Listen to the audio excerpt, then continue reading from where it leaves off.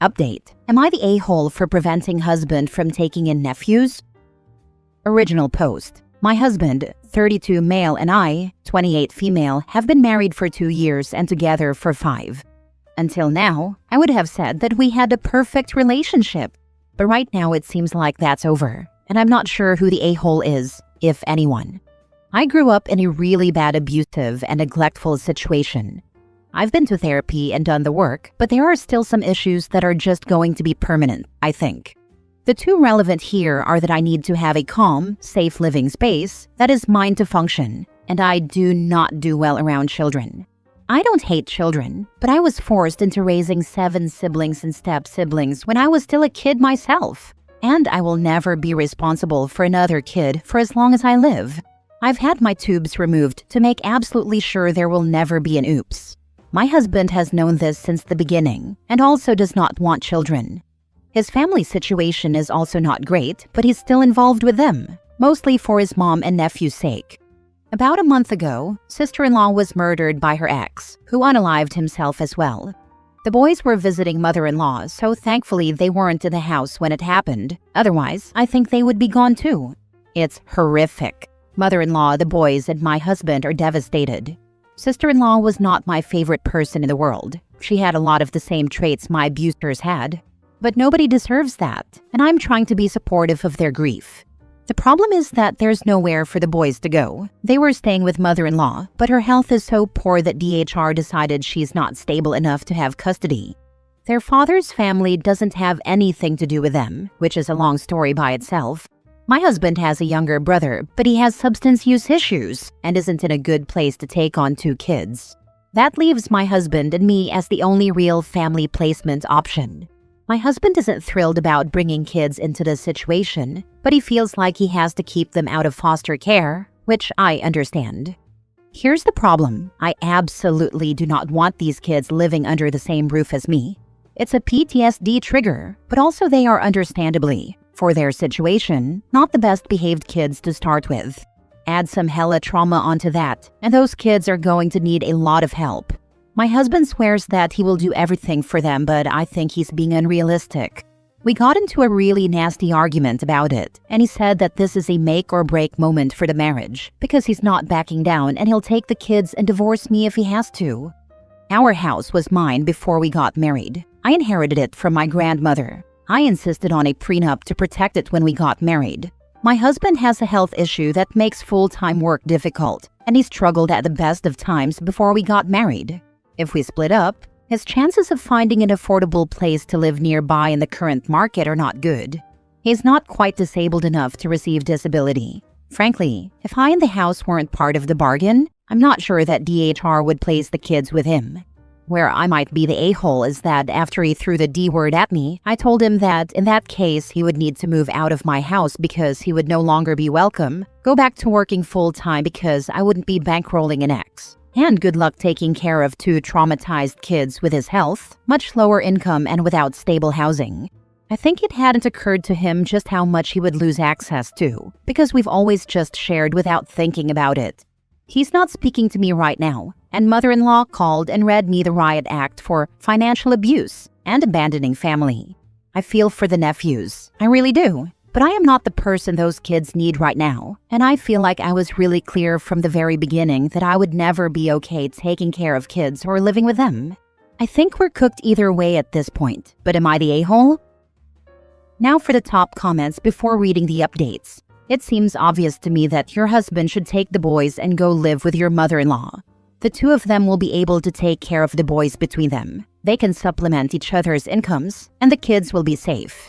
He's the one that brought up the D word. In your position, I would immediately speak with a divorce attorney and find out what your rights and responsibilities will be. Depending on where you live, you may have to pay a few years of alimony. But perhaps not, because he's the one leaving. But it is essential to know your rights.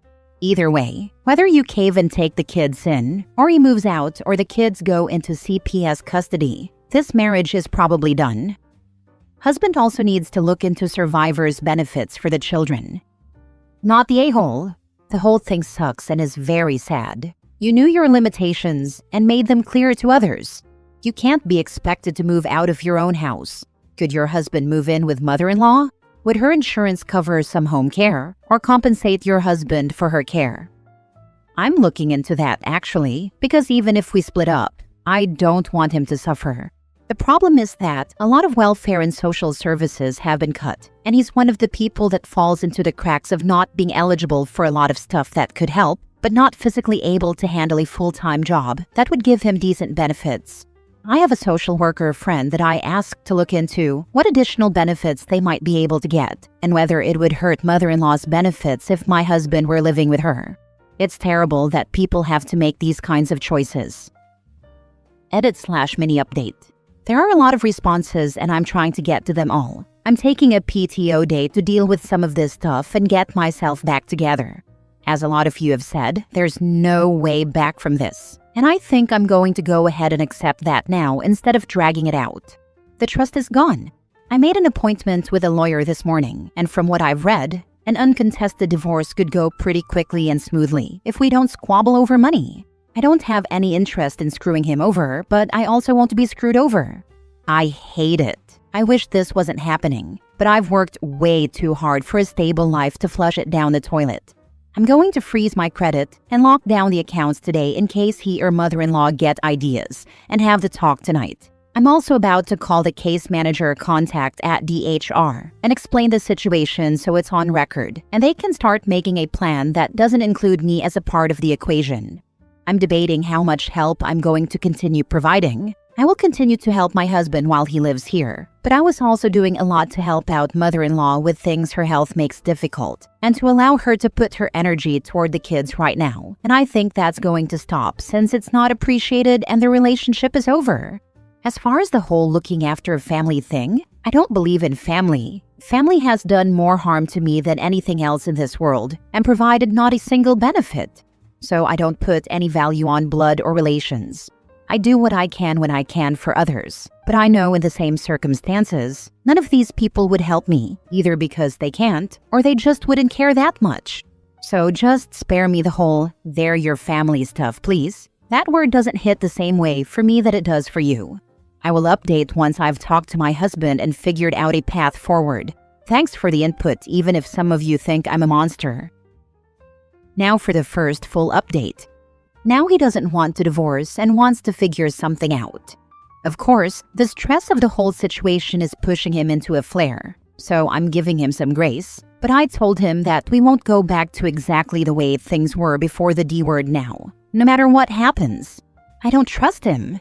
He needs to sit down with a social worker, look at the facts, and make a call on his own. I have the lawyer's recommendations for an amicable divorce filing we can discuss if he decides on that route. His mom said some unforgivable things in her little tirade, so the things I was doing to help her stop. Whatever happens, I will make sure he has health insurance until he can make other arrangements. I would be willing to discuss all of this in counseling with him while we try to sort it out. But for now, one of us is moving into the spare room or he can go stay with his mom. He's upset but agreed.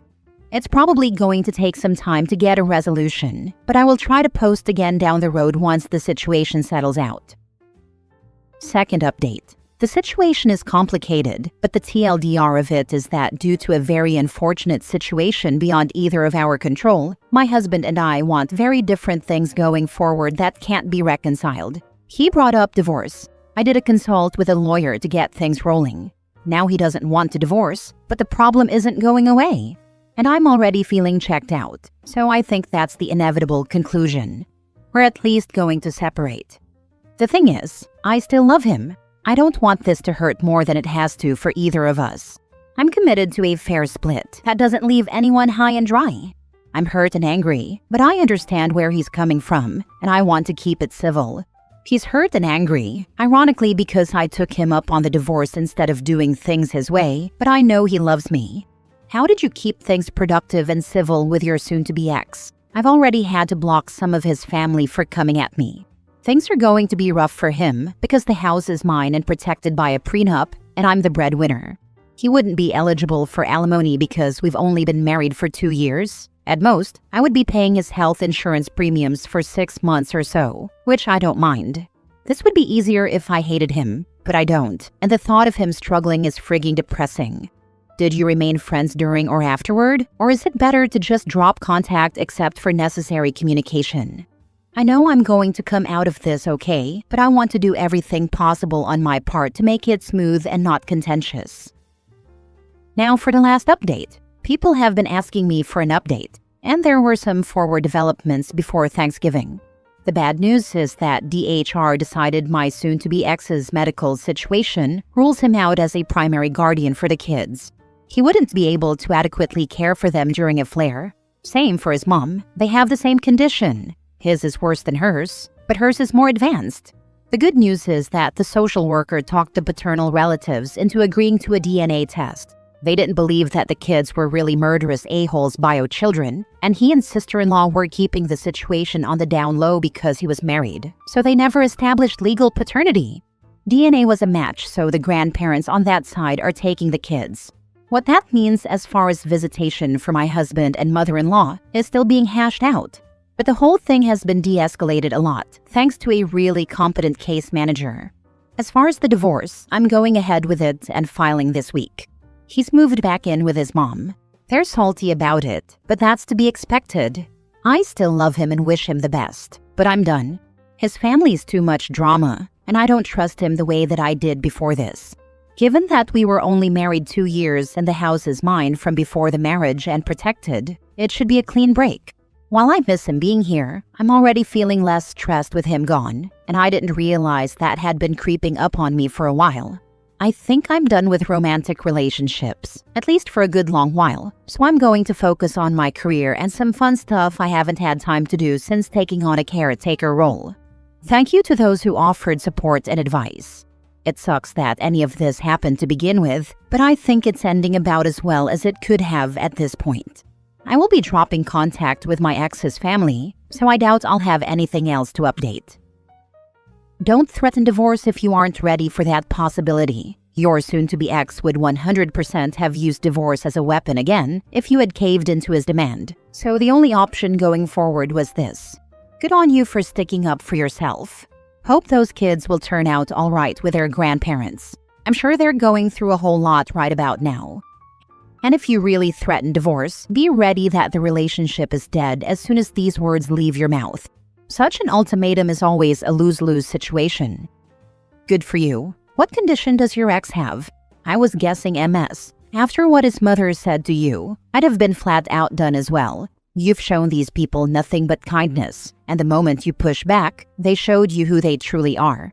His family isn't just drama. They're shitbirds. They're always going to be that way. They have MS and myasthenia gravis. He has the childhood onset variant, so his is a lot more debilitating, but his mom's has progressed more. It's managed as well as it can be, but I still wouldn't wish it on my worst enemy. How dare you, as the owner of the house, the only stable income, caretaker of my disabled ass, and child-free by necessity, not want to take in children whom you most definitively are going to have to 100% care for, no matter what I say I do. My way or divorce way. Bro, just before finding out. I love this for him and his mom so much. They're too stupid to learn from their choices to be a-holes, but they get to live with the outcome. Sister-in-law too. I hate to speak ill of the dead, but considering what OP said in her comments, sister-in-law really screwed her children over. To be fair, I think that sister-in-law was seriously mentally ill. Her behavior was similar to untreated bipolar disorder, and postpartum stuff really didn't help that any. The kids should have been put up for adoption. Between her and the father, they never had a chance. At least with paternity established and the secrets out, maybe they can have a relationship with their half-siblings and other relatives now and get appropriate attention and help. Last story. Would I be the a-hole if I don't bail my dad or stepmom out of jail tomorrow? I, 19, spent Thanksgiving at my mom and stepdad's place. At around 7 p.m., I got a call from my stepmom asking me to come over because the police were at their place and it was an emergency. I went because I was worried about my stepsister, 14, and my half-brother, 8. My dad and stepmom were both under arrest when I arrived. The police asked my dad and stepmom if I had permission to take the kids. My dad said I could only take them if I didn't take them to my mom's. I said that's where I was going and I didn't have anywhere else to go. The police said if I didn't take them, they would go to CPS. My dad asked them to wait for his brother to show up. The cops said they weren't going to wait any longer because they already waited for me. My dad and stepmom gave permission. My dad also asked me to bail him out and gave specific instructions as to which bail bondsman to use. I said I would. They haven't had their bond set yet and probably won't until tomorrow, Monday. So they've been in jail all weekend. I've never bailed them out before. I am mad at them for interrupting my Thanksgiving and traumatizing my siblings. I am considering leaving them in jail until they figure out something else. I considered asking my mom and stepdad for advice, but if they think I'm in the wrong, they'll just bail them out themselves. I really am upset with them, but is leaving them in jail too much of a punishment? Would I be an a-hole if I do? Also, my stepsister and half-brother are stuck with me at my mom and stepdad's house until my dad and/or stepmom can get them. So that's also a factor. What a horrible situation for you and your siblings.